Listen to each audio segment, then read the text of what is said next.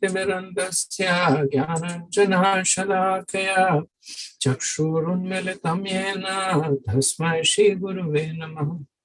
जय श्री कृष्ण चैतन्य प्रभु नित्यानंद श्री अद्वैत गदाधर शिवासादि गौर भक्तवृंद। हरे कृष्ण कृष्ण कृष्ण हरे हरे, हरे राम राम राम हरे हरे। मुखं करोति वाचालं पंगं लंघते गिरिं यत्कृपातमहं वन्दे श्रीगुरुदीनतारिणं परमानन्दं माधवम्। Hare Krishna. It's good to see you, Paramatma Prabhu. Good to see you, Achyuta. Also, I think I haven't seen you more than a month now. I think, right? You were traveling or something. Yeah, Prabhuji, I was on vacation. Okay, nice to see you. Hare Krishna. I'm sorry that I had to miss a few day classes because we just completed the TTC 3 classes that I wrote you. So now we completed TTC 1, 2, and 3. Very nice. Very nice. Okay, so we'll resume our discussion from 4th canto, 15th chapter. And this chapter is titled King Prithu's Appearance and Coronation. So we had started the chapter on Monday. And as I had mentioned that one of the shorter chapters, only 26 verses. One of the lighter chapters, most of the verses do not have purports. They're mostly narratives. So I'm hoping to actually finish this chapter in today's discussion. We'll also keep some time for Prem Kishore Prabhu. He wants to discuss what can be done in the couple of months that I will be traveling. But I think we should still be able to manage that. We had done, so the first set of verses deal with the appearances of Prithu and Archi by the churning of the body of King Vena. So verse 4, Ayam tu prathamo rajna puman prathayeta yashaha prithurnam maharajo bhavishyati prithu shravaha. Of the two, the male will be able to expand his reputation throughout the world. His name will be Prithu. Indeed, he will be the first among kings. So Vishwanath Chakravarti Pad explains that the Kshatriyas represent the arms of the Lord, and the sages, by churning the arms of the purified body of Vena, manifested Prithu. Now, a lot of this is symbolic because the purification and the contamination of the body of King Vena has nothing to do with the personality of Godhead. So, and Prithu, while Shaktivesh avatar, nevertheless is empowered by the Lord. He's not really dependent on the modes, but it is symbolic. Just like when we worship the Lord in a clean place. The deity room is kept spotlessly clean. One might say that cleanliness is material and the Lord is spiritual. Why worry about it? But because we are worshipping the manifest form of the Lord in the material world, we also extend the what we call as material courtesy. Like when we get an exalted guest, we clean the house as a courtesy to the guest, sign of respect. So yes, the Lord has nothing to do with material purity or contamination, but unlike the Lord, we are material. So we extend the material courtesy. So Vishwanath Chakravarti in the same mood is saying that the purified body of Vena manifested Prithu. This verse also explains the meaning of the name.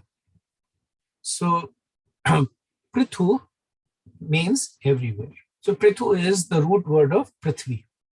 Prithvi is earth, which means one that is present everywhere. And Shrava is from Shravan, which means heard or known. So Prithu Shrava is one about whom one can hear everywhere, or one who is known everywhere. So Prithu Maharaj is also addressed as Prithu Nam Maharaju, that he is the first among the kings. Now, Dhruv Maharaj was also a king. Uttanpad was also a king. And there were so many other who had appeared in the lineage before him. So why is he called as the first among the kings? One reason is, as we will say that in subsequent chapters, that Maharaj Prithu established what is considered as planned kingdoms. So he established cities and towns and farming areas. He leveled the surface of the earth to create areas for farming. He created towns where people could live. So earlier on, people were living in a more natural environment. So it is said that in the earlier yugas, now Prithu appeared in Satyuga, so it was probably true at the time.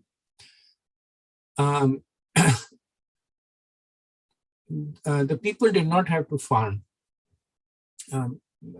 They naturally got whatever they desired from earth. And only later on, in the later yugas, the notion of farming came in. So one can understand that Prithu probably, he started that. He laid the foundation of that conception. So in the purport, Prabhupada says that, that there are different types of incarnations of the Supreme Personality of Godhead. In the Shastras, it is said that Garud, the career of Lord Vishnu, and Lord Shiva and Ananta are all very powerful incarnations of the Brahman feature of the Lord. So essentially, when Prabhupada says powerful incarnations, he is pointing to the Shaktivesh avatars. Similarly, Sachipati or Indra, the king of heaven, is an incarnation of the lusty feature of the Lord. Anirudh is an incarnation of the Lord's mind. So different categories of Shaktivesh avatar. Anirudh is also Vishnu Tattva. So he is Shaktivesh, but Vishnu Tattva. But personalities like Brahma and Indra, they are Shaktivesh, but Jiva Tattva. Then Prabhupada says that King Prithu is an incarnation of the ruling force of the Lord. Thus, the saintly persons and the great sages predicted the future activities of King Prithu, who was already explained as a partial incarnation of a plenary expansion of the Lord. So Prithu also comes in the category of Shaktivesh and Jiva Tattva. Verse 5. Yam cha shodati devi gunabhushan bhushana archenam vararoha prithum eva arundhati. The female has such beautiful teeth and beautiful qualities that she will actually beautify the ornaments she wears. Her name will be Archi. In the future, she will accept King Prithu as her husband. So her beauty is described as such that when she wears ornaments, then the ornaments will be beautified because of her. And Vishwanath Chakravarti says that by her devotion, she will control Maharaj Prithu. Verse 6. Esha Sakshadhareramsho Jatulokarakshaya Eyam Chatat Parahi Anjujag Anujjane Napayani. In the form of King Prithu, the Supreme Personality of Godhead has appeared through a part of his potency to protect the people of the world.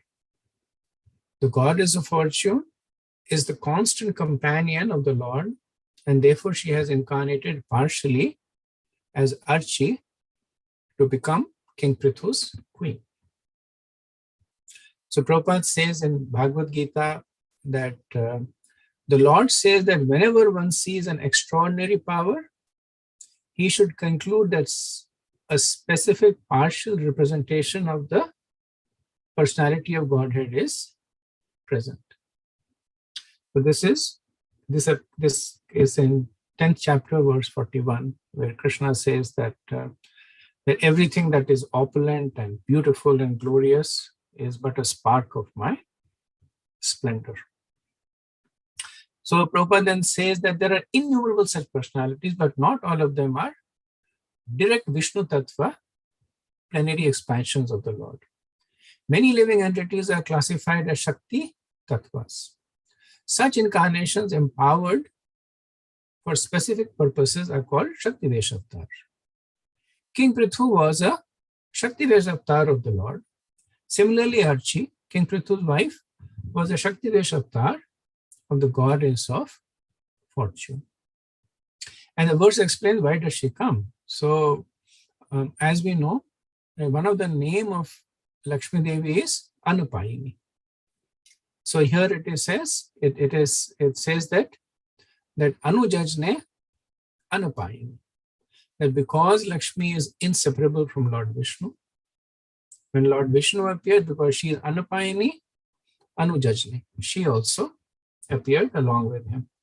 Just like Prithu Maharaj is Shaktivesh avatar of Vishnu, Archi is Shaktivesh avatar of Lakshmi Devi. Maitreya Uvacha Parasmashanti Smatam Vipra Gandharva Pravarajagu Mumuchu Sumanodhara Siddhanityanti Swahastriya. The great sage Maitreya continued, my dear Vidurji, at the time all the Brahmanas highly praised and glorified King Prithu, and the best singers of Gandharvaloka chanted his glories.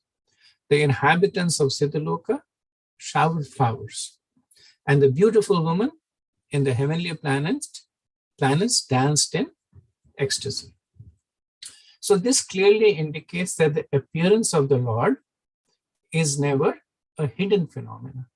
When Mahaprabhu appeared, then it is noted how everybody was taking bath in the Ganges and chanting Hari Hari. So even though he was a Channavatar, when Prithu Maharaj appeared, then the entire universe was celebrating his appearance. Verse 8. Shankaturiya mridangadya nedurdundubayo divi tatra sabha upajagmu devarishi pitranam ganaha. Conch shells, bugles, drums, and kettle drums vibrated in outer space. Great sages, forefathers, and personalities from the heavenly planets all came to earth from various planetary systems. Verse 9 and 10.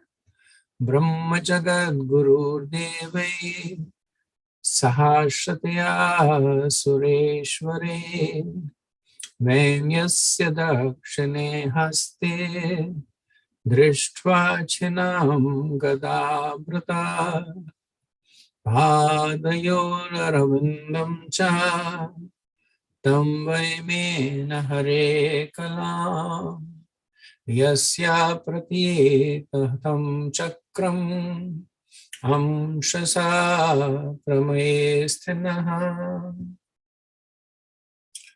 Lord Brahma, the master of the entire universe, arrived there accompanied by all the demigods and their chiefs.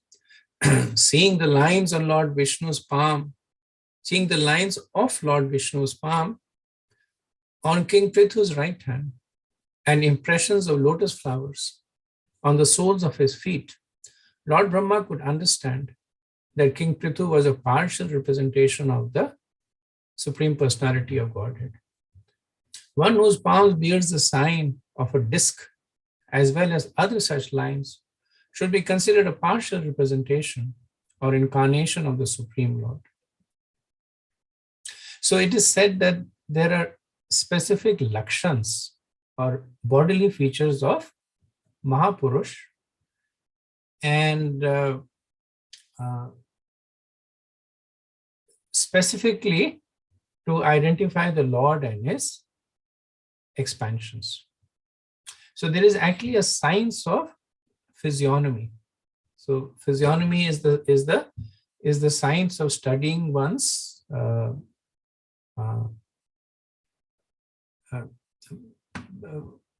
in more contemporary sense, physiognomy is more towards the face, the features, the expressions, and they are studied to get a sense of the indication of character. But in a more traditional Vedic sense, physiognomy is essentially the art of studying the bodily features, including the face. So they said that there are 32 lakshanas of Mahapurush. So when Mahaprabhu appeared, then Nilamba Chakravarti, he examined the horoscope of Nimai, and then he examined his body also. And then he declared that all the 32 lakshanas of a Mahapurush were present. So some of them are like having hands that extend beyond the knees, having an abdomen like a conch shell, having lotus-like eyes. So some of them are with the shape of the body. Some of them are with actual markings that are present on the soles of the feet and the palms. So Lord Brahma also did that. So in general, it is said that one should ask 5 questions of a person or of persons who claim divinity.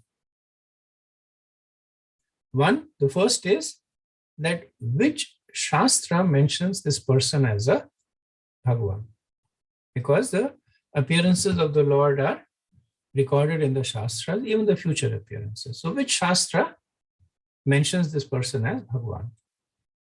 Second is, which Acharya have accepted him as Bhagavan?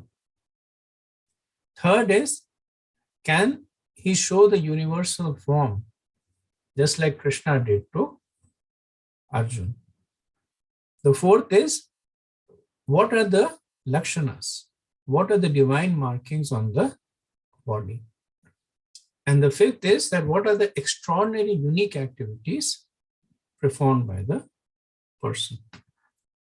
So we can ask these 5 questions to even personalities that we know are expansions or the Lord themselves. When we apply them to Krishna, we can answer all these questions. We can apply to Mahaprabhu, we can answer all these questions. The Bhagavatam predicts the appearance of Mahaprabhu. The great acharyas like Sarvabhauma Bhattacharya accepted him as Bhagavan. Sadhus like Advaita Acharya expressed him as Bhagavan. And in the Mahaprakash Leela and in others, he showed his universal form. Nilamba Chakravarti, who was an expert, he studied all the divine markings. And the whole Chaitanya Charitamrita is full of his extraordinary activities. Similarly for other personalities. And Prabhupada says that there is a system by which one can detect an incarnation of the personality of Godhead. Nowadays, it has become a cheap fashion to accept any rascal as an incarnation of the God. But from this incident, we can see that Lord Brahma personally examined the hand and feet of Lord Prithu for specific signs.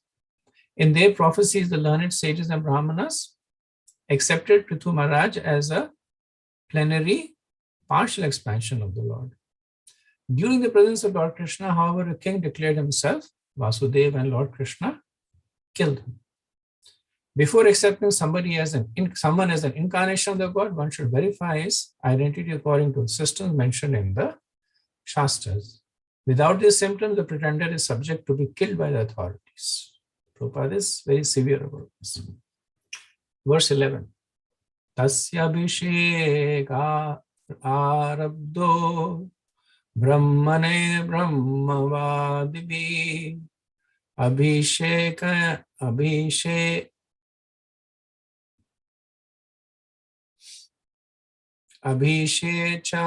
nikanyasmai ajaru sarvato janaha. The learned Brahmins, who were very attached to the Vedic ritualistic ceremonies, then arranged for the king's coronation. People from all directions collected all the different paraphernalia for the ceremony. Thus, everything was complete. So in 10 verses from 11 to 20, the coronation of King Prithu is described. Verse 12. Sarit samudragiriyo nagaga vakhaga mraga dyokshiti sarvabhutani samajarur upayanam. All the rivers, seas, hills, mountains, serpents, cows, birds, animals, heavenly kingdoms, the earthly planets, and all other living entities collected various presentations according to their ability to offer the king. So this mentions everything from seemingly animate to inanimate. That rivers, seas, and hills, which are considered to be inanimate, and cows, birds, and animals, which are lower consciousness, and the planets. So essentially what it means is the presiding deities. 13. So Bhishikto Maharaja Suvasa Sadvalankatah Patyan Patnya Shricha Virijegni Rivaparaha. Thus the great King Prithu, exquisitely dressed with garments and ornaments, was coronated and placed on the throne. The king and his wife Archi, who was also exquisitely ornamented, appeared exactly like fire. Tasmai jahar dhannado hemam veeravarasanam varuna salila shravam atpatram shashi prabham. The great sage continued, my dear Vidur, Kuber presented the great King Prithu with a golden throne. The demigod Varun presented him with an umbrella that constantly sprayed fine particles of water and was as brilliant as the moon. So in the next set of verses, we will see how different personalities offer gifts to the Lord. And the theme is that how the Devas are eager to please the Supreme Lord and his devotees. In the nectar of devotion, one of the angas of bhakti is prarthana. So prarthana is offering notable prayers. It is said that such people who offer notable prayers become the object of respect of the devas. So those who offer prayers, or those whose tongues are ornamented by the praise of the Lord, are respected by the devas. So offering prayers as an anga of bhakti, and we know that prayers can be standard prayers or spontaneous prayers. So one can offer praise that others offer. One can offer praise of Dhruva Maharaj, or one can offer praise of Prahlad Maharaj. One can offer praise of acharyas, and one can offer spontaneous prayers also. But anything spoken in the glorification is considered to be an anga of bhakti, and also attracts the praise of the Lord, of the devas. Sorry. Verse 15. Vayuschavala vyajjane dharma kirtimayam srajam indra kirtitam utkrishtam dandam samyamanam yamaha. The demigod of air Vayu presented King Prithu with 2 whisks, charmers of hair. The king of religion Dharma presented him with a flower garland, which would expand his fame. The king of heaven Andra presented him with a valuable helmet. And the superintendent of death, Yamaraj, presented him with a scepter with which to rule the world. So it's interesting to see that Indra here is offering a valuable helmet to Prithu Maharaj, and then later on he will become very envious of Prithu Maharaj and steal his horse, the Ashwamedha sacrifice horse. Verse 16. Brahma Brahmayam Varma Bharatiharam Uttamam Hari Sudarshanam Chakram Tatpatnya Avayahatam Shriyam. Lord Brahma presented King Prithu with a protected garment made of spiritual knowledge. Bharati, Saraswati, the wife of Brahma, gave him a transcendental necklace. Lord Vishnu presented him with a Sudarshan disc, and Lord Vishnu's wife, the goddess of fortune, gave him imperishable opulences. So Brahma offered an armor made of Vedas. So by this we can understand that the knowledge of the Vedas acts as a invincible protection for the person. So it is said that one who protects dharma is protected by dharma, and one who violates dharma is destroyed by dharma. Prabhupada says that all the demigods presented various gifts to King Prithu. Hari, an incarnation of the personality of Godhead, known as Upendra in the heavenly planet, presented the king with the Sudarshan disc. It should be understood that this Sudarshan disc is not exactly the same type of Sudarshan disc used by the personality of Godhead, Krishna or Vishnu.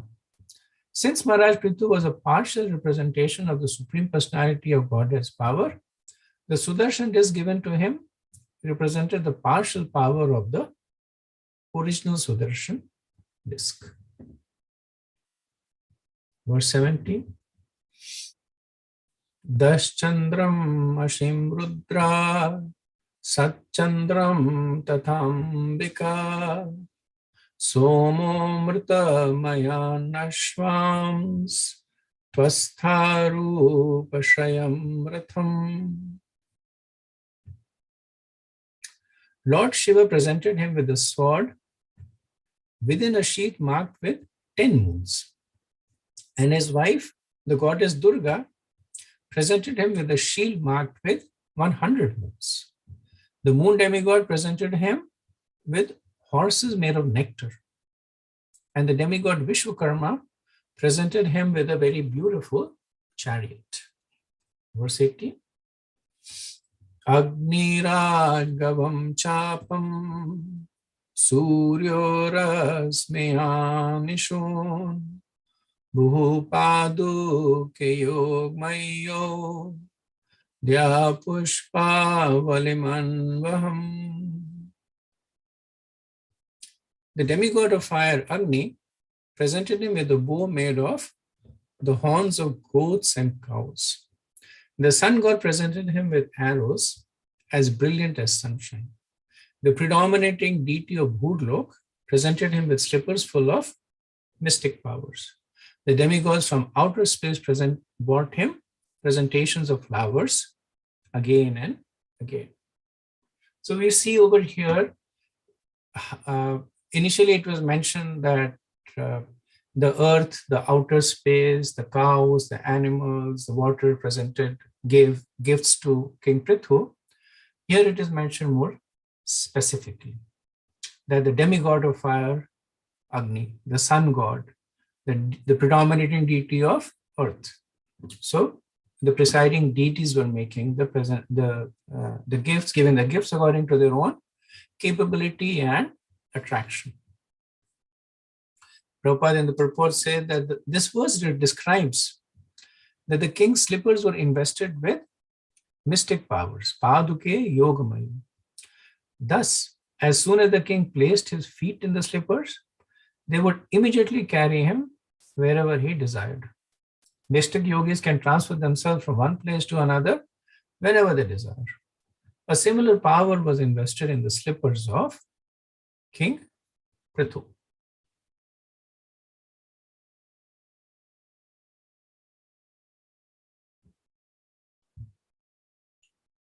Okay, next verse.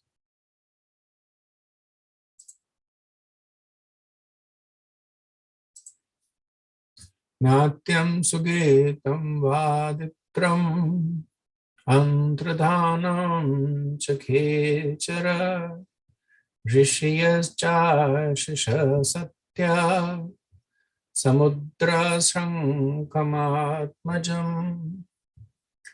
The demigods, who always travel in outer space, gave King Prithu the arts to perform dramas, sing songs, play musical instruments, and disappear at his will.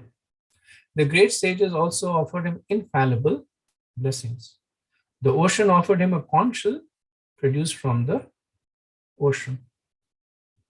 So this is the gifts that were given by the Gandharvas and the Siddhas. So the Gandharvas are expert in the fine arts, in singing songs and playing musical instruments. The Siddhas have the capability of disappearing at will or traveling in outer space. And the most powerful blessing from the sages is the most powerful gift from the sages is the blessings. So it is mentioned that Ashisha Satya. So Ashisha means blessings, and Satya means truthful. Contextually, it means infallible, because what the sages say comes true. And the reason it comes true is because it is backed with their austerity.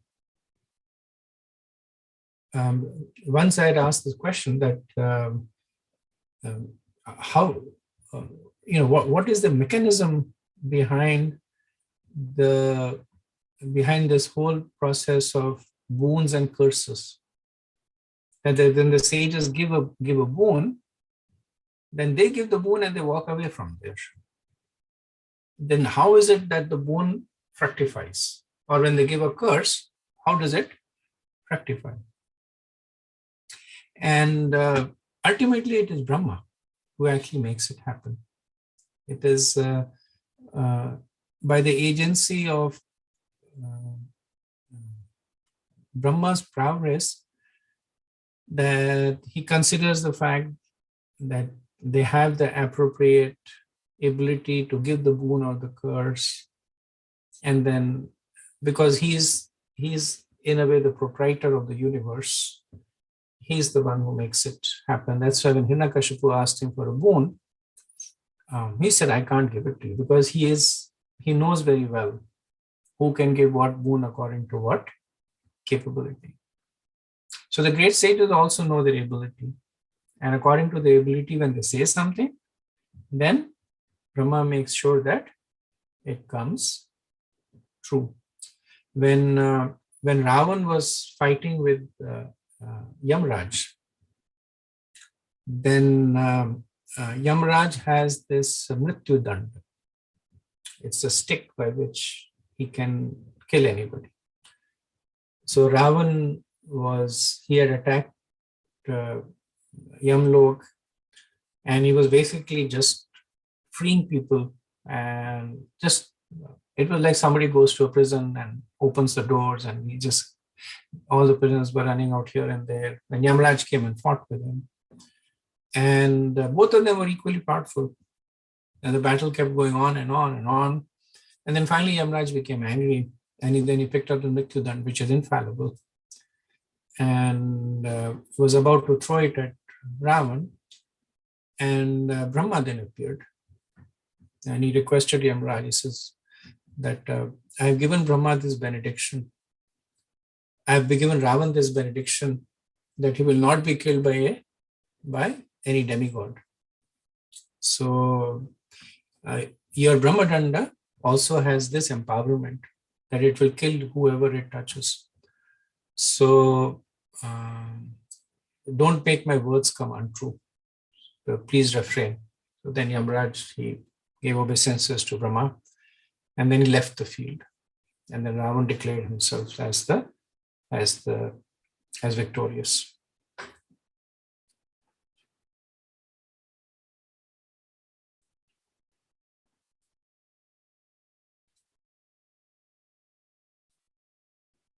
Okay, verse 20.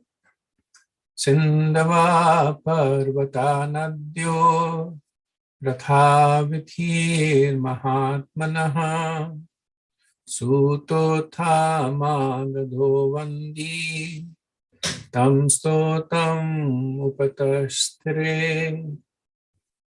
The great sage, the seas, mountains, and rivers gave him room to drive his chariot without impediments. And a Sutta, a Magad, and a Vandi offered praise and praises.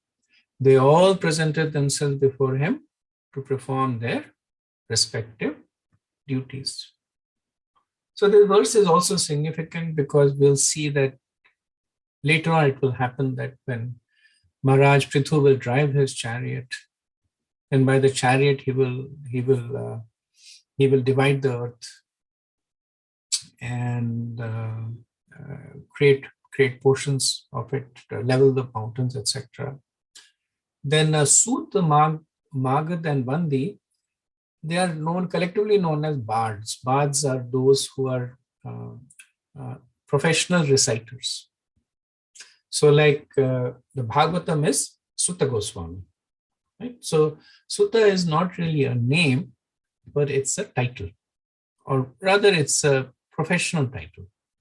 The suttas are experts in recitations, and they are specifically come for royal occasions where they glorify. So they will glorify in different ways. They will glorify the lineage. They will glorify the future activities. They will glorify the family members. And Prabhupada says that even though they are professional reciters, but they are not false reciters. They speak the truth, but they speak it in a pleasing way. We see that in the first canto when Parishad Maharaj appeared. Then the suttas, they came, and very similarly they recited the circumstances in which Parishad Maharaj was born, his lineage. They glorified the Pandavas, Abhimanyu, their connection with Krishna, and they also then spoke about his future activities all the way till his death also, that he would be cursed by a Brahman boy and will die by the bite of a snake. So it is considered to be very, very auspicious. They are actually invited with a lot of respect, and themselves, not only are they experts in recitation, but they're also deep in knowledge. They understand the subtleties of what to say, when to say. They understand, they have knowledge about the past lineages.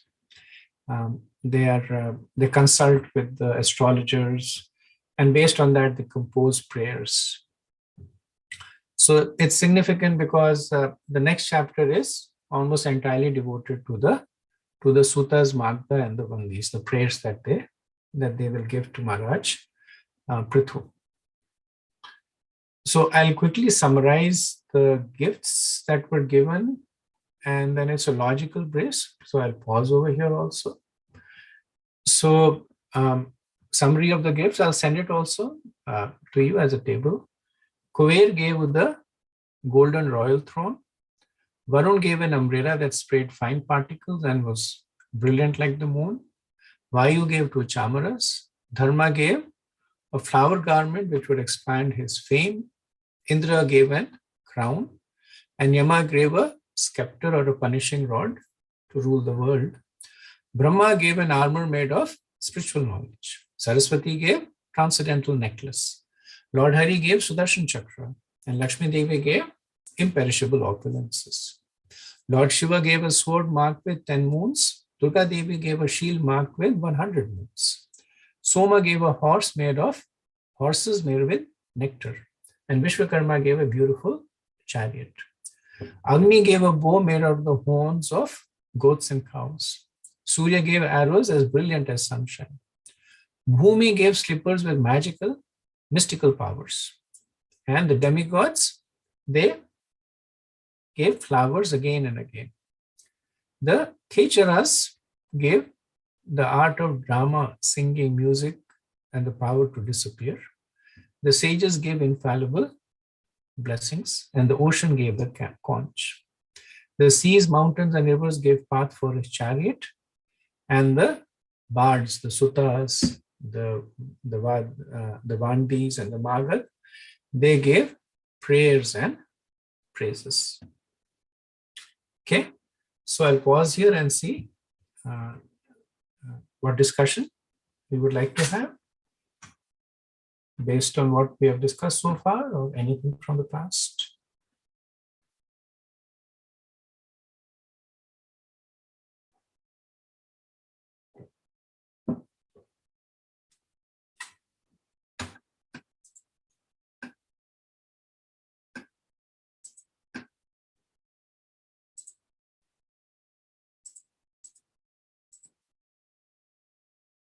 Okay. If not, I'm going to turn it over to Prem Kishore Prabhu. And so Prem Kishore Prabhu, do you want to have the discussion now, or should I think I have maybe another 15-20 minutes of the chapter left. Maybe we can finish the chapter and then have the discussion after that, if that's okay with you. Okay. One little question, one little point before anything else.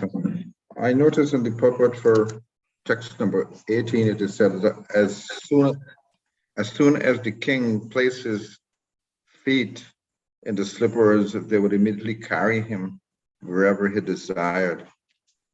I'm just wondering, all these gifts that were offered by the different demigods, it appears that they are not ordinary. They are, they have special qualities, special Shakti, whatever. I mean, I was just thinking when I saw this line in the purport there, but the slippers, I'm thinking that each one of these gifts must have been, very, very special.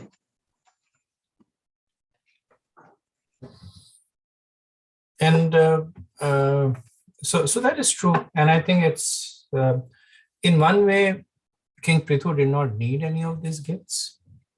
So giving of the gifts is more a way to express one's own love and respect. So Maharaj Prithu was an incarnation of the Lord, and he was born with all these powers.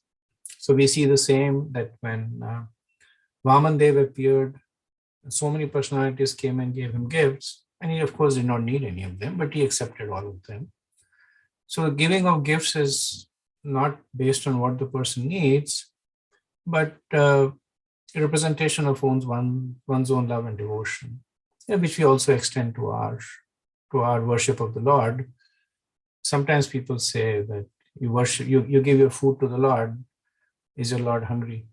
Does he not have any food that he's waiting for you to feed him? And it's not that he's hungry, but he's merciful. That even though he has all the food, he will still accept the food that we give him for our own benefit. So a lot of these gifts are in that mood, that they're extraordinary gifts given by extraordinary personalities to an extraordinary person, not because he needs them, but because they represent their love and affection.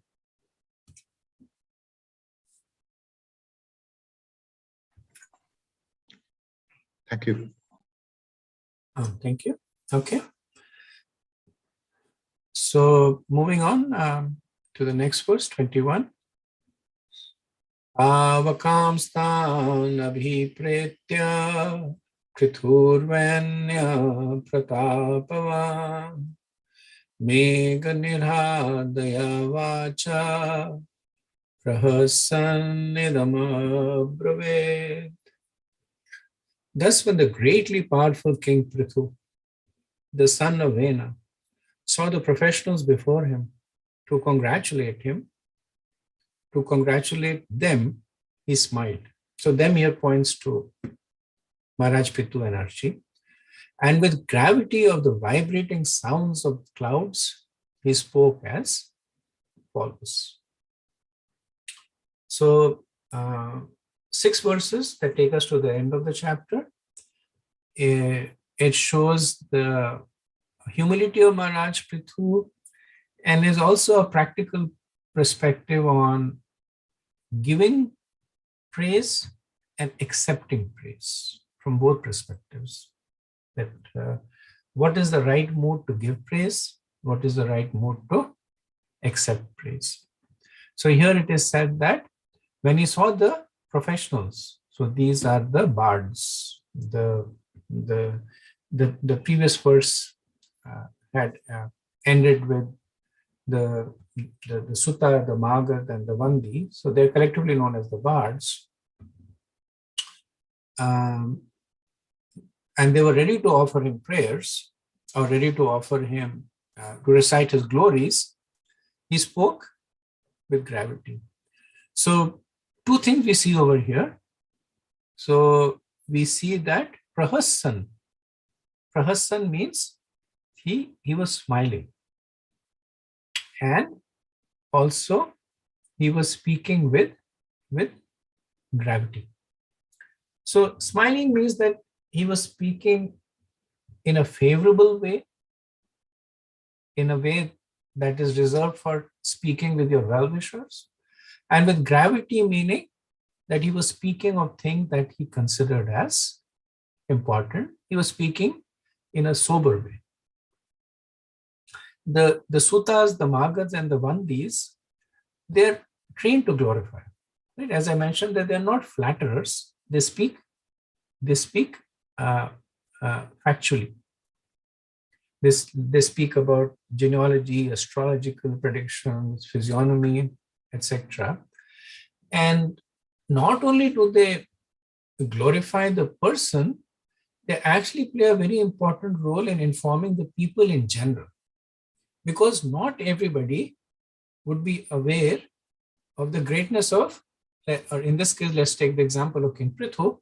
Not everybody would know the greatness of King Prithu.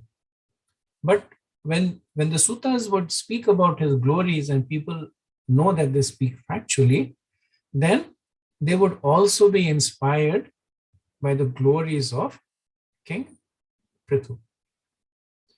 They also serve the purpose of inspiring the kings to maintain a high standard. So it is said that one way to motivate a person to keep high standards is to glorify the person. So the person then, if he's sincere, he will think that, let me make myself worthy of this glory. In King Prithu's case, it's a little different. He's a personality of Godhead. But the suttas are also there for other kings. Like I said, for Maharaj Parikshit, who's not the personality of Godhead. And kings like Yudhishthir and other kings, the suttas would glorify. And they would also instill this enthusiasm in these kings that I have been glorified to maintain these high standards in front of all these people. So let me strive hard to maintain these standards. And it is said the other purpose that they serve is to record the facts for posterity, which is partially what we are seeing in Bhagavatam, that the speech of the bards will give us a sense of what the true greatness of Maharaj Prithu is. So now let's see what Prithu Maharaj says. Prithu Vacha Bhosutahe Magda Saumya Vandil Loke Dhunaspatta Gunasya Meshaya Kimashrayo Me Staveshayo Jayatam Mamaya Bhuvan Vitata Girova.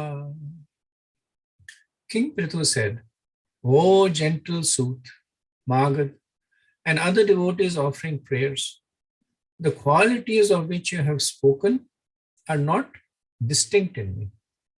Why then should you praise me for all these qualities when I do not shelter these features? I do not wish for these words meant for me to go in vain, but it is better that they are offered to someone else. So Vishwanath Chakravarti, he has an interesting way to dissect these verses. So the next set of verses, I think the next 3 verses, he presents it as a running conversation between the bards and Prithu Maharaj. So he says that Prithu Maharaj says that Adhuna, that at this time, aspashta, that the qualities are not manifested. Now, we don't see, actually the verses don't describe what are the qualities that the suttas glorified Maharaj Prithu with, but the assumption is that they had begun to glorify him, and then Maharaj Prithu smilingly, he interrupted them and spoke. And he said, these qualities that you're glorifying, adhuna spashta, as of now, they have not manifested. So it is not proper for you to praise me. So then the suttas say, but it is our nature to glorify. So Prithu Maharaj says, then go and glorify someone who is qualified to receive the praise. So the sutta says, then please tell us what fault is there in you. Prithu Maharaj says that as of now, there is no fault in him. Why is there no fault in him? Because he had just appeared. Even though he is the king, but he was just born. So he says, as of now, there is no fault in him. So then the bards say, then why are you afraid to receive the praise?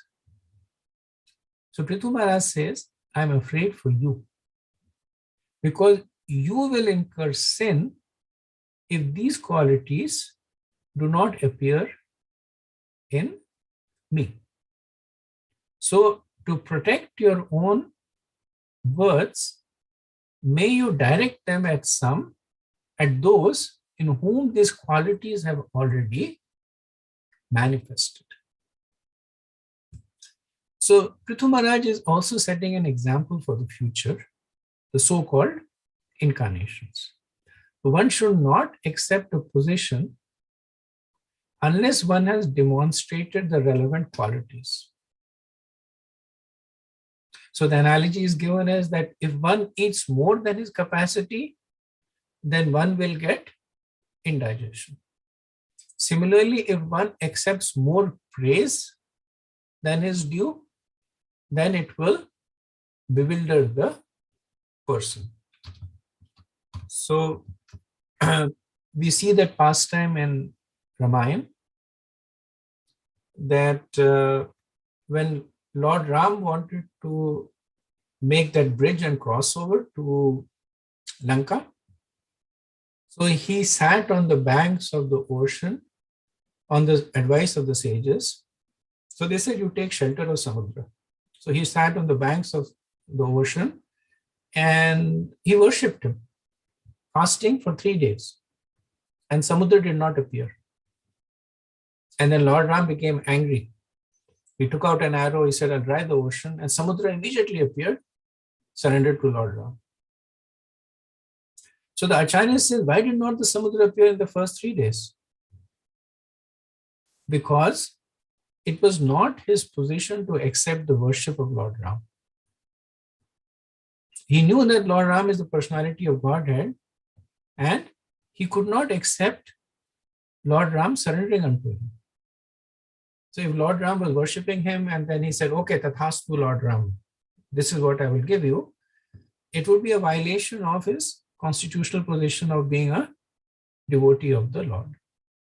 When Lord Ram manifested anger, then he said, now I'm in my proper position. He quickly went, fell to the feet of Lord Ram and said, you order me, what would you like me to do? And then Lord Ram said, do this. And he quickly did this. Properly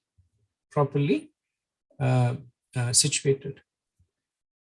So in ISKCON also we see that sometimes devotees get a lot of respect, especially if they are wearing saffron, or if they are preaching, or if they're pujaris.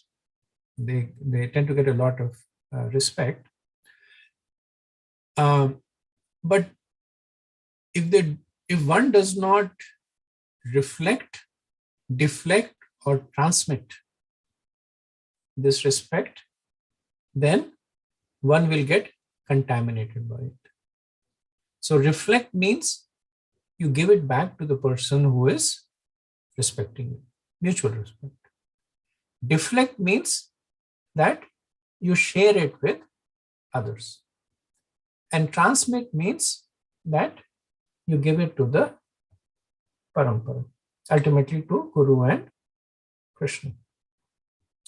So in the Uddhav Gita, Krishna tells Uddhav that parasvabhava karmani yah prashamashti nindati sa ashu brashate swarthat astya abhine vishata. That whoever indulges in praising or criticizing the qualities and behavior of others will quickly become deviated from his own interests by his entanglement in illusory dualities. So then what should one do? What is recommended? Krishna says that nastuvita na nindeta kurvata sadhva asadhuva vadata guna doshabhyam varjata sam drunmini. That a saintly sage sees with equal vision and therefore is not affected by that which is materially good or bad. Indeed, although he observes others performing good and bad work, and speaking properly and improperly, the sages does not praise or criticize anyone. Now the word over here is materially good or bad. So does that mean that no one should be praised? No. One should always be praised in connection with the Lord. So when Krishna is saying that one who indulges in praise becomes bewildered by duality, he's talking about praising the person separate from the Lord. So one should always praise in connection with the Lord. So in this way, the praise is actually directed to the mercy of the Lord. That if it is said that one is a great warrior, then the praise is that by the mercy of the Lord, you have become a great warrior. And this premise is factual. Right? Prabhupada talked about that verse, that yad yad vibhutatam sattvam mam tejo misha sambhavam. That all that is opulent, beautiful, and glorious is but a spark of my splendor. So yes, if somebody has extraordinary qualities that are praiseworthy, then it is a spark of Krishna's splendor. However, if one praises one's material qualities without establishing the connection with the Lord or his representatives, then Krishna warns the consequences will not be good. On the flip side, if one is praising the qualities in a proper way, then it is a form of spiritual advancements. In that way, it is recommended that one must glorify the Lord and his devotees. So we have that example of Govinda, who was a disciple of Ramanujacharya. And his godbrothers would sometimes come and say that, you're a very good cook. And he says, I'm not a good cook, I'm a great cook. Or they would say, you sing very well. He said, yeah, I'm an excellent singer. So then the godbrothers became disturbed that Vaishnavas are supposed to be humble, and they went to Ramanujacharya. They said, he's boasting a lot. So Ramacharya said, I know Govinda, he's a humble person, let me call him. So he talked to him and he said, why are you boasting like this? And then Govinda told Ramacharya that I know that on my own I have no qualities. So when somebody is glorifying the qualities, I can understand that they're glorifying them because of your mercy. Those qualities are only manifested in me because I'm connected to you. And I feel that they should glorify you even more. So Ramacharya then laughed and said that this is a deep realization, you keep it to yourself, don't go around boasting. So as we develop this sense more and more, we can ourselves see Krishna's hands more and more, and also impart Krishna consciousness more and more. So it is said that one should, just to summarize, that one receives praise, one should reflect it. And this is a constant theme in the Bhagavatam of mutual appreciation. The sages first glorify Sutta Goswami, and Sutta Goswami glorifies the sages. Parishad Maharaj is praising Sukadeva Goswami, and Sukadeva Goswami is appreciating the qualities of Parishad Maharaj. Narad is praising Brahma, Brahma is praising Narad. Vidur is glorifying Maitreya, Maitreya is glorifying Vidur. So we see this reflection constantly happening. Second is deflection. So deflection means that you deflect it to those who are more suitable recipients. For instance, in the second canto, 5th chapter of the Bhagavatam, Narad goes to Brahma and he says, you are the Supreme Lord, the whole universe is under your control and everything is happening by you. And Brahma immediately deflects that. And he says that what you say about my activities is not untrue, but they are only made possible by the empowerment of the Lord. And then he says, Vimohita vikante mamahamiti durdiya. That those who are bewildered by Maya, being absorbed in aham mameti, talk this nonsense. This nonsense that he actually chastises Narad, that even though what you're saying, but saying that everything is actually me is nonsense. Because bewildered by Maya. And in the purport, Vishwanath Chakravarti says that those who give and accept respect without reference to the Lord are bewildered by Maya. Thus, both giving and accepting respect should be done with reference to the Lord. So when the Yamadutas were glorifying Yamaraj, this is in the 6th canto, we used to think that you are the Supreme Lord. Yamraj immediately deflects it. He said, above me are the devas like Indra, and we are all under the control of the Lord. Right? So second thing is to deflect. And the third thing is to accept and transmit it. So general respect and praise can be accepted as the mercy of the devotees, and an instruction that the qualities that are being appreciated are the qualities that they would like to see develop. The person says, Prabhu, you're so good in punctually attending Mangalarti. The person says, okay, now I will be even more punctual in Mangalarti. Right? So in the context of genuine respect. When Hiranyakashipu praised Brahma, then Brahma could see that this was artificial praise. So he did nothing to it. He simply said, what do you want? In Chaitanya Charitamrita, there is a conversation between Sanatana Goswami and Chaitanya Mahaprabhu. This is in the Dashwamegh Ghat at Prayag. And Chaitanya Mahaprabhu was talking about the various category of incarnations. And then he started talking about the Yuga avatars. And then Sanatana Goswami started asking him leading questions to basically kind of corner him to say that for him to accept that you are the Yuga avatar for the age of Kali. And then Mahaprabhu mildly chastised him, saying that give up your clever questions and let us now proceed to the discussion of Shaktivesh avatars. So Prabhupada says that even the incarnation of the Lord does not accept such praise. If one is openly accepting such praises, they are false. One of the disciples of Srila Prabhupada, very, very early disciples, she was sharing with me that she was sitting by Srila Prabhupada, and disciples were coming and they were offering him all kinds of praises. And Prabhupada, under his breath, he was saying something.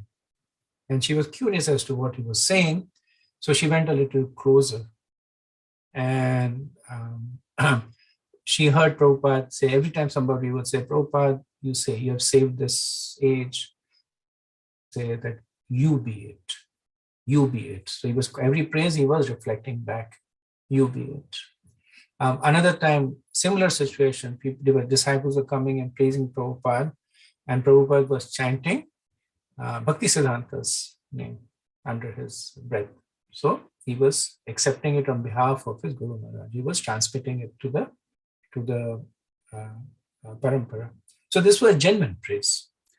Once in ISKCON, it happened that some disciples started claiming that Prabhupada was God. And Prabhupada chastised them. He said, both underestimating and overestimating a guru is equally bad. So the very same disciples were earlier criticizing Prabhupada, and they started then glorifying him unreasonably. Prabhupada actually had them, this happened in New Vrindavan, Prabhupada had them expelled. And later on, by Krishna's mercy, they all came back.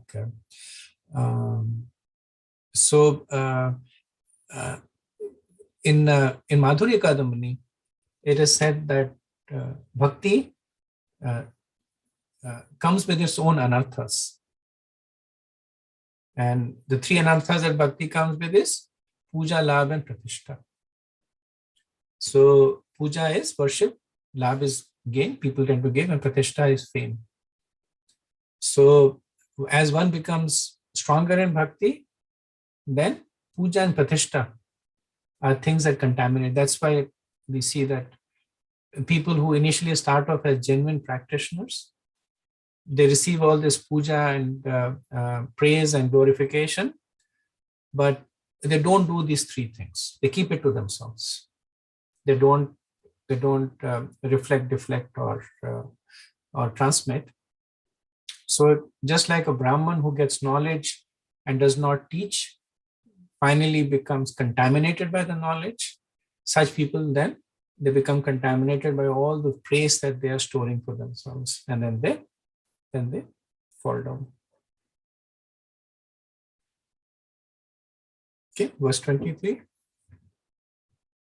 Tasmad parakshe smad upashutanyalam kareshata stotram apichya Satya uttam shloka gunanuvade Jugopashitam nastavayanti sabhyaha. O gentle reciters, offer such prayers in due course of time, when the qualities of which you have spoken actually manifest themselves in me. The gentle who offer praise to the Supreme Personality of Godhead do not attribute such qualities to a human being who does not actually have them. So Maharaj Prithu is responding to the implicit point made by the suttas that all the qualities that they are glorifying will manifest in him at a later point of time. So he's saying that when they manifest in me, at that time you are free to glorify me. So Vishwanath Chakravarti again, he continues the imputed conversation. So the suttas say, we agree these qualities are not manifest now, but they will appear at a later time. Hence, it is proper for us to glorify you. Prithu says then, when they manifest, then glorify them, not now. However, since no one can forbid you, I request that you do these glorifications indirectly, not directly. So the sutta says, why is that? Prithu Maharaj, because it is not proper to embarrass a person by glorifying him face to face. The sutta says, then what should we do? Inspired by the assembly, we have begun to glorify you. Prithu Maharaj says that is useless. You should be inspired to glorify the pastimes of the Lord in the assembly and at all times and places. You should not praise a low-born person like me. Otherwise, your assembly will not be a worthy assembly. So we see that he is reflecting it, saying not to me, but to the Lord. So Prithu Maharaj, Prabhupada says that even though he is an incarnation of the Lord, he rejected those praises because the qualities of the Supreme Person were not yet manifest in him. He wanted to stress that one who does not actually possess this quality should not try to engage his followers and devotees in offering him glory for them. This is exactly what King Vena was doing, right? Even though he had no qualities, but he was forcing the Brahmins to glorify. And Maharaj Prithu is doing the exact opposite. That even though he has all those qualities, he is reluctant to accept praises for them. Prabhupada says, if a man who does not factually possess the attributes of a great personality engages his followers in praising him with the expectation that such attributes will develop in the future, that sort of praise is actually an insult. Why is it an insult? Because it's like somebody saying to another person that you're the greatest swordman in the world, even though he is not. And the person says, yeah, you can say, because one day I will become the greatest swordman. But then every time he goes, he gets beaten by somebody. And then he says, no, you can still call me I'm the greatest swordman. So eventually that praise will become a ridicule. That the greatest swordman has been beaten again. The greatest swordman has once again been defeated. So in that mood, one should not accept praise that one does not manifest or one does not reasonably expect to manifest. So generally we find that those people who accept a lot of worship and praise are also criticized a lot when situations change. It's the balancing act. So I remember in Delhi we had, I forget his name now, but he was like a huge phenomena in Delhi. Literally lakhs of people would come to his speeches, and he had an ashram in the prime spot in Delhi, huge ashram. I mean, even the government was actually scared of him. So it was in an area not far from where I grew up. It was all pristine, forested area, and it was supposed to be cut for. It was a conserved part for forest conservation. And he built his ashram over there. All the forest trees were cut down. He built his ashram over there. He got the government to donate it to him for free of cost. And the property prices over there literally were astronomical. And then there was some things changed, and things changed. He was in jail. Then everybody was criticizing him. Even his close followers were basically criticizing that he was forcing them. He was doing mind control tricks. In a matter of, this whole thing changed. So the point is that one who accepts unreasonable praise should be ready to accept criticism also. Okay, verse 24. Mahad gunanatmani kartum eshaha kahastava kahestavyapate sato api te svabhavishyaniti vipralabdo janavahasam kumatir naveda.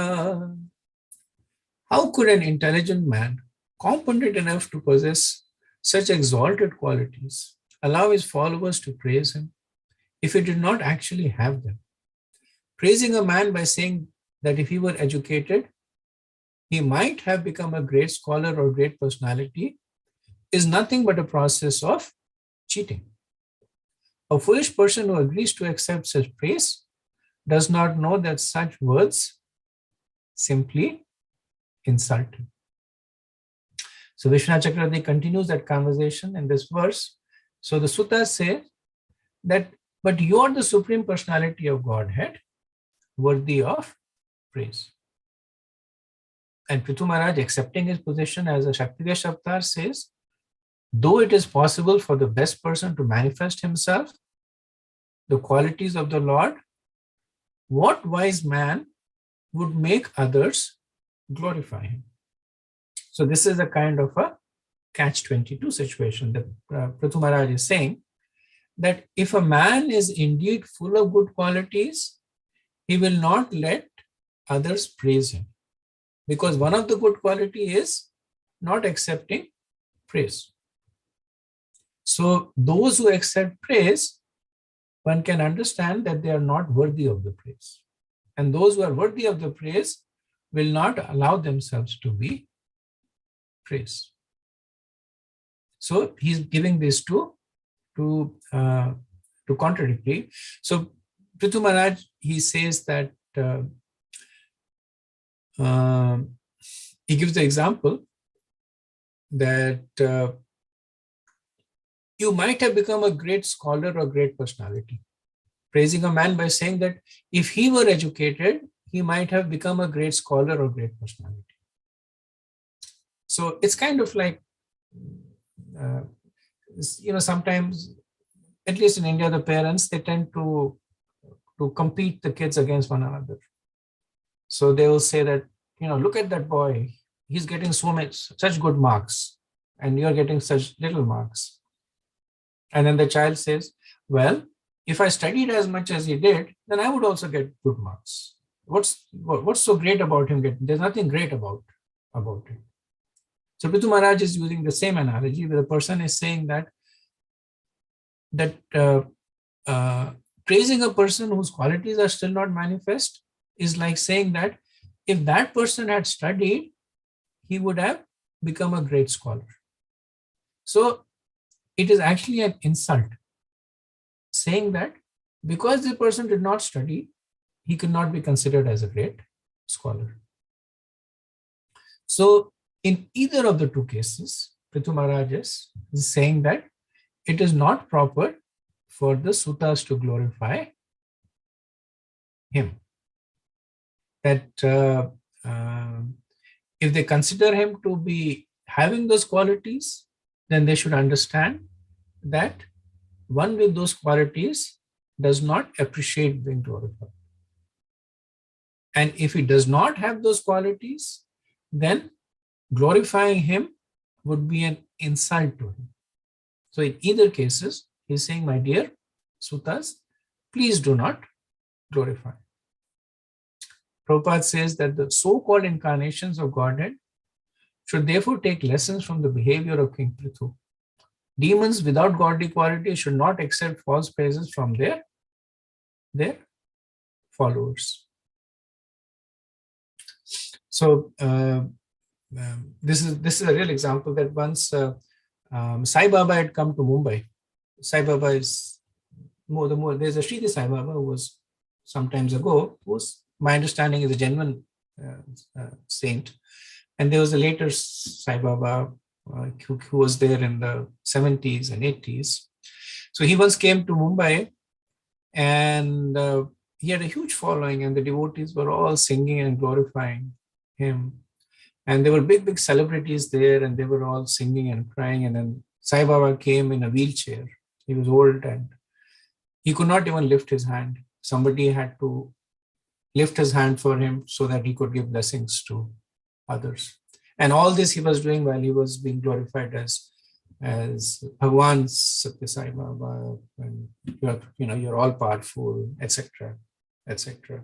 So he was accepting all that praise while demonstrating that he actually had none of those qualities. And my understanding is that I think in the end also things were pretty bad for him. Okay, verse 25. Prabhavo hayatmana stotram jugupshante api vesrutaha rimanta pramodhara paurasham va vigrahitam. As a person with a sense of honor and magnanimity does not like to hear about his abominable actions, a person who is very famous and powerful does not like to hear himself praised. So Vishwanath Chakravarti says that for people who have good qualities and who enjoy being praised are not seen. So it's basically a way of saying that such people do not exist. People who have good qualities and enjoy being praised are not seen. So there are no people who have concomitantly these two attributes. So they have good qualities and they enjoy being praised also. So in the phrase Paurasham va Vigrahitam, detest praise as if it is a criticism. They actually detest praise as if it is a criticism. So praise like the person is so qualified that he does not have to follow the rules of dharma, is rejected by them as if it is a criticism to their faith. Sometimes, especially for Avaduts, people say, or so-called Avaduts, people say that, or they say for themselves that I'm so much absorbed in the love of Godhead that I do not have time to chant my rounds or to follow the etiquettes of bhakti, etc. So when a genuine devotee, he is praised like this and this way, that he's an avadut, then he detests it because he considers it as a criticism. That do they think that I am beyond the rules and regulations of bhakti, that I do not follow my sadhana good enough? That is why they're calling me avadut. So they consider it as criticism. Bhaktisiddhanta Saraswati states that great person consider glorification to be like stool. And in a lecture, Sachidanand Maharaj notes that how much we progress in devotional life is judged by how much we are eager to praise, serve others, as opposed to receive praise or service. Okay, come to the last verse. Vayam tvavadita loke sutadyapi varimabi karmabi katham atmanam gapishyama balavat. King Prithu continued, my dear devotees, headed by the Sutta, just now I'm not very famous for my personal activities because I have not done anything praiseworthy you could glorify. Therefore, how could I engage you in praising my activities exactly like children? So this verse is a summary of the points made by Prithu Maharaj to the suttas. Srila Prabhupada, so the word balavat, that how can I engage you in praising my activities exactly like children? Prabhupada translates it to qualify the verb, the suttas, that if you glorify me, you will be acting just like children in an immature way. Vishwanath Chakravarti, he uses it to qualify Prithu Maharaj himself. So what he translates it is saying that if I engage you in praising me, I will be considered to be immature. In either cases, the purport is very similar. So one may try and reconcile these statements. So these previous statements of Prithu Maharaj are powerful in terms of praise, but we will see in the next chapters, he does receive praise. The whole chapter is devoted to the praises of Prithu Maharaj. Then it is also the general understanding that it's the duty of a disciple to glorify the Guru. And Bhakti Vinod Thakur says that by appreciating the good qualities of others, one develops them in himself. And the Bhagavatam itself, it is filled with the glorification. There is so much praising going on of the Lord and his devotees. So then how do we reconcile this with the statements of Prithu Maharaj? So we reconcile it with the points that he has continued to make, that the object of glorification should be a worthy recipient. And true glorification is done in the context of the Supreme Lord and his devotees.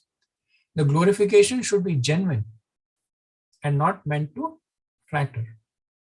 Glorification should never be sought, demanded, or expected. One should not say, glorify me. In India, there was once, it happened that Neta was going to give a lecture.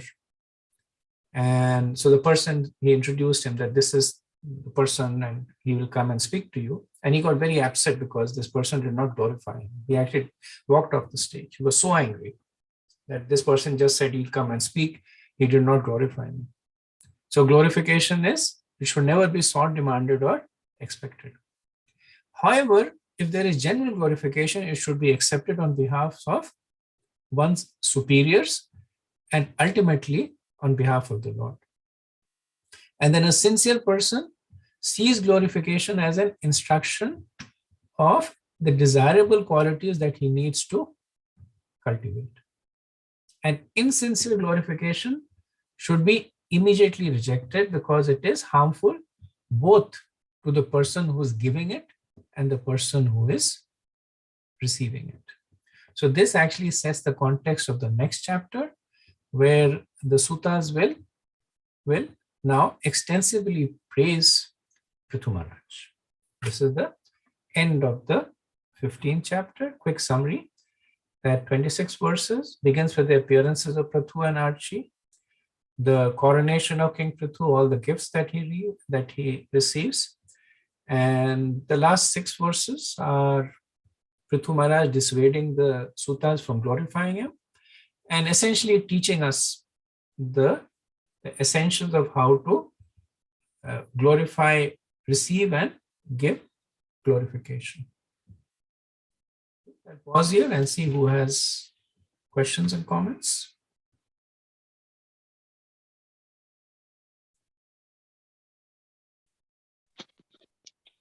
Hare Krishna. Go ahead, Okay, Prabhu. go ahead. Go ahead. Thank you.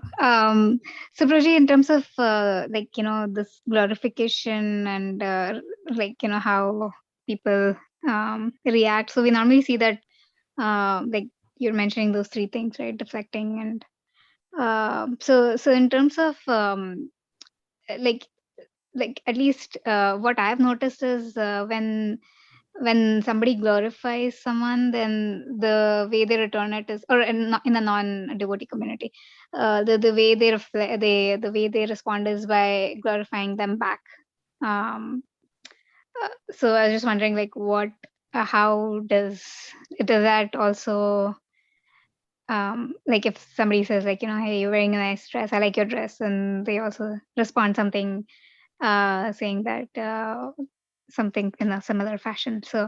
Um, so yeah, I was just wondering, like, it's how, like, if somebody is giving it back to the person in a different form, then will that still be, is that still like bona fide?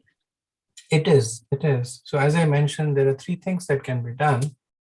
One can reflect it, deflect it, or transmit it.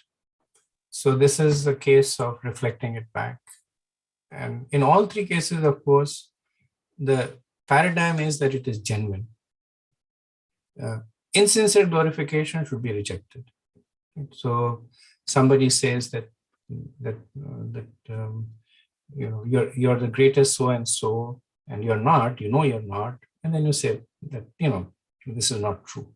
That should be immediately rejected because it is harmful to both, to the person who's saying it and the person who's receiving it. If it is sincere glorification, then yes, you can reflect it and say that, again, genuine. And if the other person is also wearing good dress, then yes, you can reflect it, or you can say you have good taste, which is again a way of reflecting.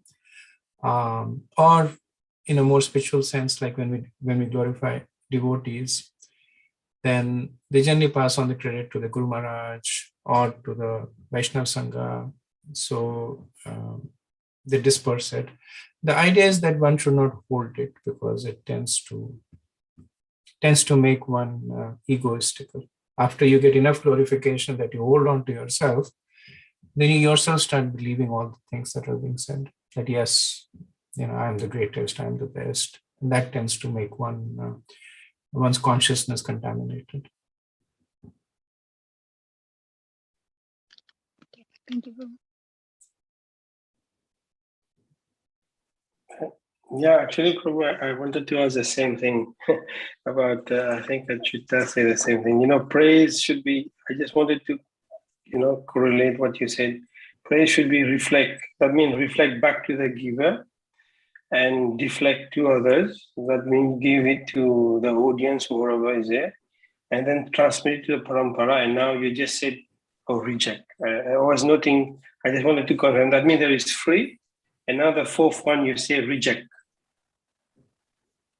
Okay. Yes, Prabhu. Yeah. That's true. If it is insincere, then it should be rejected.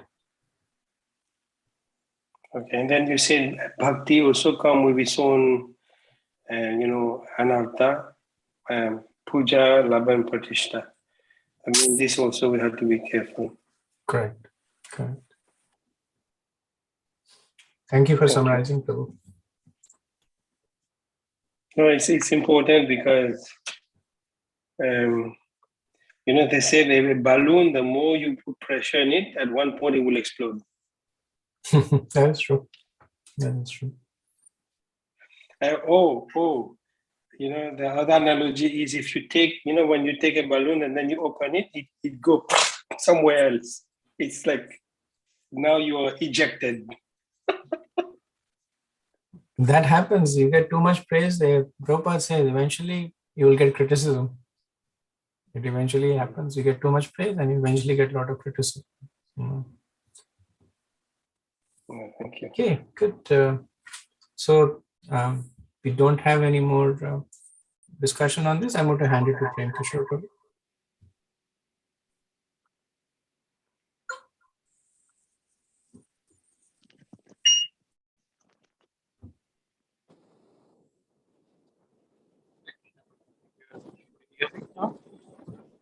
You're on mute, Prem Kishore. Or at least we can't hear you. I am muted here. Now we can hear you. Okay. My laptop, I probably have to reboot. Okay.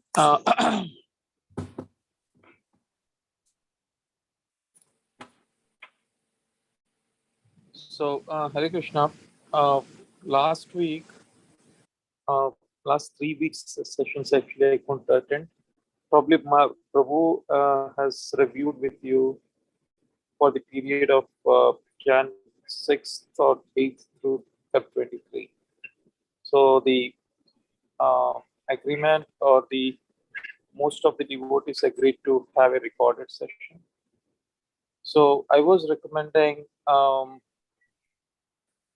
this portion. Wait a moment. So I was planning to have a little bit different approach where I shared that email to everyone, where I would like to have presentations done by devotees to pick up any of the one topic. Okay. So I just wanted to hear the feedback. Only Ravi Prabhu shared his opinion. Okay. So if I can share this, you can see here, it will be like this. I'll be sending out this form to everyone. Basically, for those 8 to 10 weeks, even we can start doing this once we have some kind of a logical end. This probably this today was the end of chapter. I would like to discuss with Bhayari Prabhu as well and come back how to go forward, kind of a next 2 months, how to spend time on Mondays and Wednesdays, just to pause what we were doing all these days and try to see how we can reflect what we have done all these 4 cantos. So the proposal here is, I will send this form if everyone is okay. I will work with Bhayari Prabhu and have presentation topics like this, Kunti prayers, Kapila's instructions and all, and whichever date you would like to take up, or if you feel that any presentation you need a different date, I will update this form accordingly, more customized, and which day. So this will be like a 30 to 40 minute of session where a person can present 1 to 2 sessions.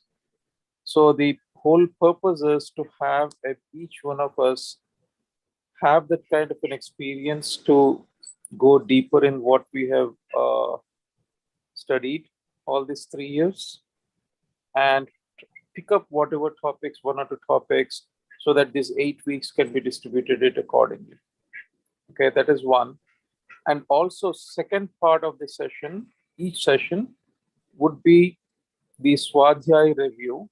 Few of the devotees were very advanced. They completed on time, only think like 1 or 2 probably. If anyone want to catch up, or even if few devotees have not even started, it will be a good reflection for them to each week or each session. We can have those reviews of those Swadhyay units, what we have been doing. So these were the 2 things which I was discussing or contemplating with Bhayari Prabhu. And I would like to give pause here. Any reflections, any inputs or guidance you would like to give?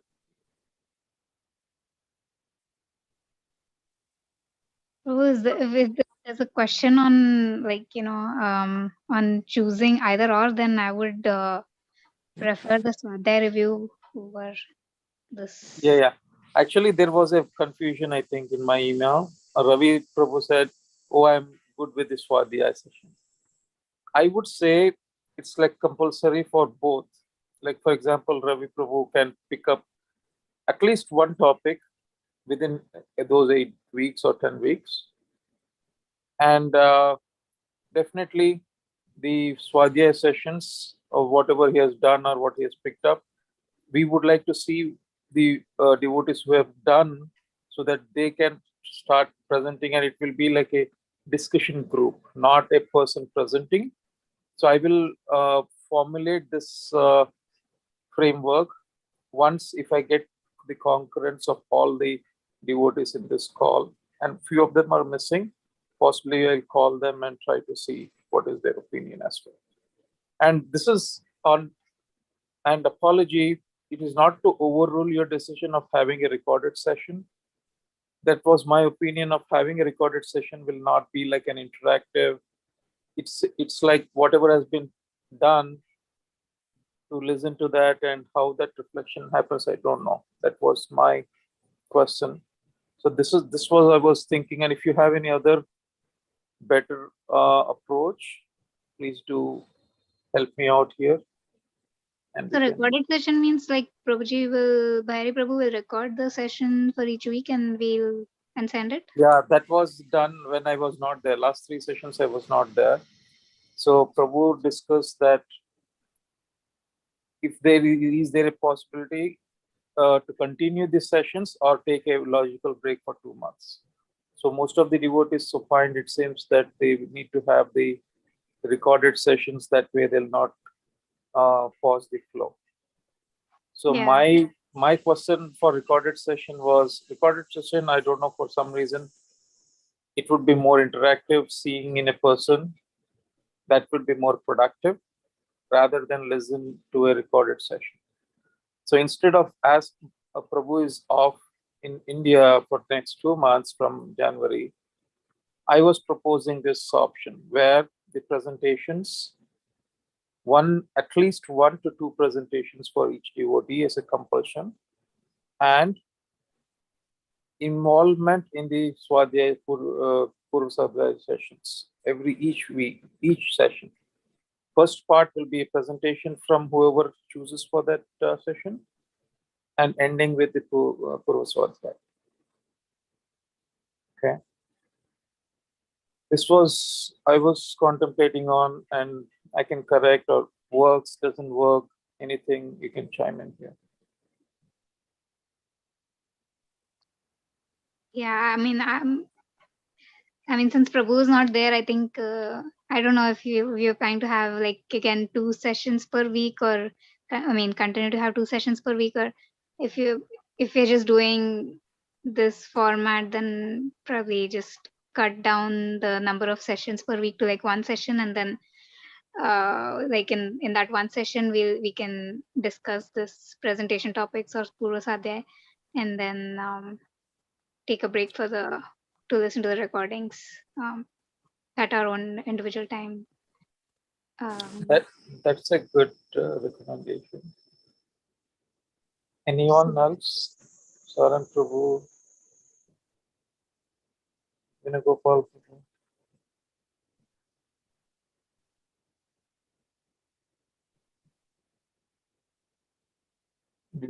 Did I mute them all, or not? Yeah, I think it would be good to give Bhari Prabhu also a break. Instead of when he's in India, he has to sit somewhere and do the recording and so on. And he will be traveling and all that. Maybe it would be good to give him a break. And as Achyuta is saying also, Achyuta Mataji, sorry, maybe 1 session per week, and then we can take a presentation for 30 minutes, or we can also do a summary of a chapter, like important chapter, something like that. Absolutely. Thank you. For Matma Prabhu, what is your opinion? Just to clarify, I don't seem to understand 30 to 40 minutes presentation on, let's say, one of the topics that you give there. That's clear, but then you said for the next 40, 50 minutes, what do we do? You said something about presenting the study questions. Not presenting, it's the discussion point of Purva Swadhyaya. I know you have done it, right? A few devotees have not even started out. This is only to encourage devotees to start working on those Swadhyaya units. Well, I haven't completed all of them. I completed the beginning canto or cantos, but not everything. So what do we do with that? Let's say, I completed the first canto, I'm on the second canto, like that. What happens with that? So the thought process was, okay, I would like to again give those choices for devotees. Like if you pick up first 2-3 units, let us say, and someone else will pick up 4-5-6 units. So if the units are being distributed that way, okay, this is what my view is for these units. So that will help out. We will cover between the devotees all 14 units, whatever has been completed by Prabhu. Okay, until it's not like everyone will be having first 2 units. So we will distribute. That's the reason which unit we will be having. Well, we'll try to distribute those. So it's just like we try to complete that privately and share it among everyone in our forum here. Yeah. And this is only to encourage everyone to take up this Swadhyaya and have their own write-ups, definition. Let them do by themselves. But here to encourage each other of the first queries which have been raised in the units, and any query, any kind of a clarifications they need or anything. That's all. Okay. So then we use the other half of the time to discuss that. Are you suggesting that we do in sequence from the first canto down, or just what's the suggestion? We start from canto 1 going down. Let's say every week we take 30-40 minutes, and Yeah, I'll create a group, Prabhu. These devotees with these cantos or the units, and so that they can prepare them as well, right? It's not like. Okay. That's all right. And in terms of the presentation, I don't have a problem with that.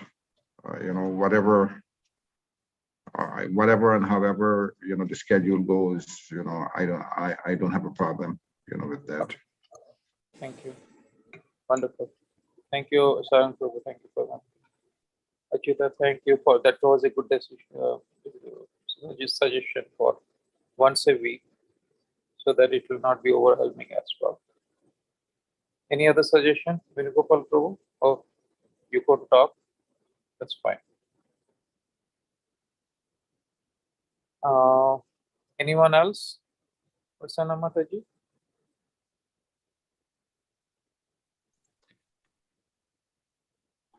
I guess you will have to, after you get all the suggestions, from all of us, you will have to create a schedule that, let's say week 1, so-and-so devotee, week 2, week 3, so then we know, when we are coming on, like that.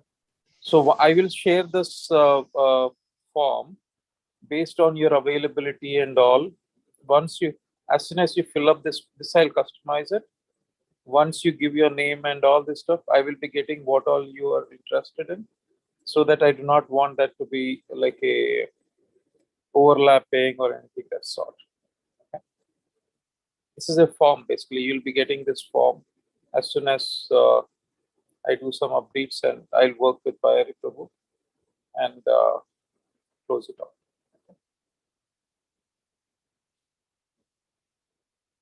Okay. Thank you then. Bhayari Prabhu, are you good? Any other?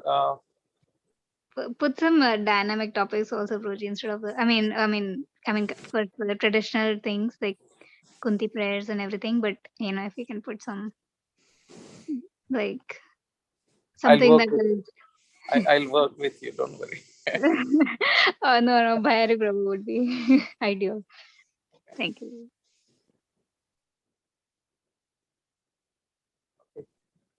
Okay, I think it sounds like we have a consensus. See, we didn't hear from Gaur Sundar Prabhu and Varshana Mataji. Varshana, are you there? Maybe she is Hare outside. Krishna Prabhu. Okay. Yeah, I'm driving, but I could kind of hear the back and forth between devotees. I love the idea of reviewing Prabhu, both through the Purva Svadhyaya as well as the presentation. So I'm up for it. Thank you for that idea, Prabhu. I'll sign Okay. up whenever you share the document. Very good. Thank you. Gaurasundar Prabhu?